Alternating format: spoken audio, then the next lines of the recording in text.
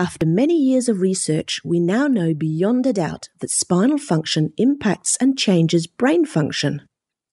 Scientists call these changes that happen in our brains neural-plastic changes.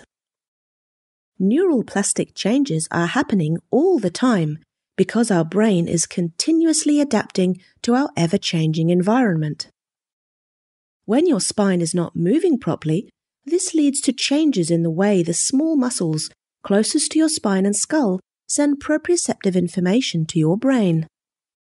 Proprioception means your brain's awareness of the position of your body, so it's your brain's ability to know where all the parts of your body are in space. The proprioceptive information that comes from the muscles closest to your spine and skull help your brain to know what's going on in your spine, which represents the core of your body. For your brain to accurately move your arms and legs, your brain needs to know exactly what's happening in your spine. This ability to move accurately, based on sensing what's going on in your body, is a process known as sensory-motor interaction. Sensory-motor interaction basically means your brain's ability to take all the information it receives from your body and your environment and put it all together to make sense of it, and then to create just the right sort of movements in response to that sensory information. For example, moving your hand to catch a ball that has been thrown to you. But how does this relate to your spine? If we look at spinal function in a very simplistic way, there are really 3 things you want your spine to do on a regular basis.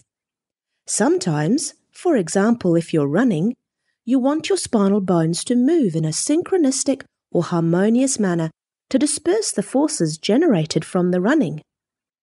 By moving in harmony, the forces are shared equally across your spinal bones so no damage takes place.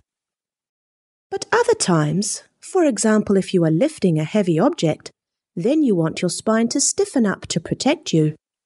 Without all your muscles stiffening up like this, you could injure yourself. So how does your spine sometimes move and sometimes stiffen up?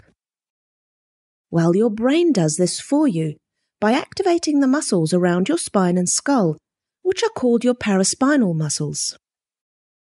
Your brain activates the correct muscles in the correct order, to the correct degree, with perfect timing, to either allow for synchronistic movement, for example during running, or to allow your spine to stiffen up, for example during heavy lifting. In addition to this, your spine muscles also, at times, need to automatically respond during times when you're expecting some sort of postural challenge, such as a trip or a slip.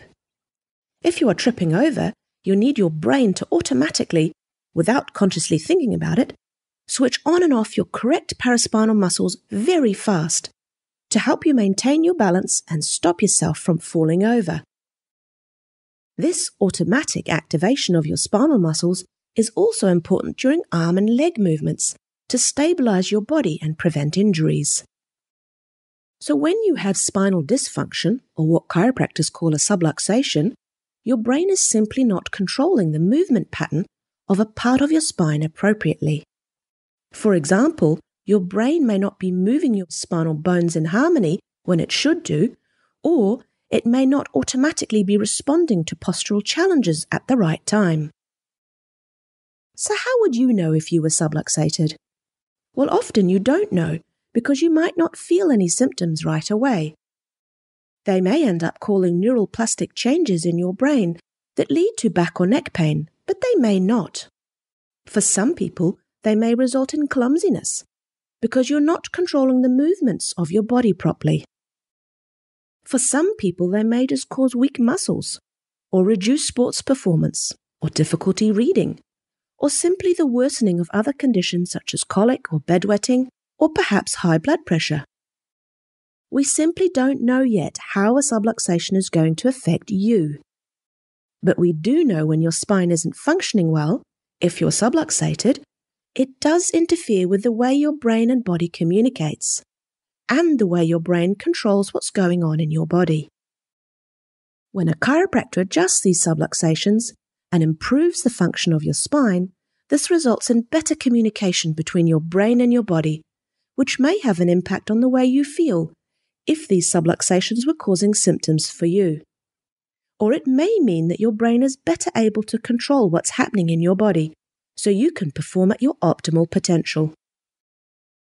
So if you want to have a tune-up of your brain-body communication, go and see your family chiropractor and have your spine tuned up so you can function at your best.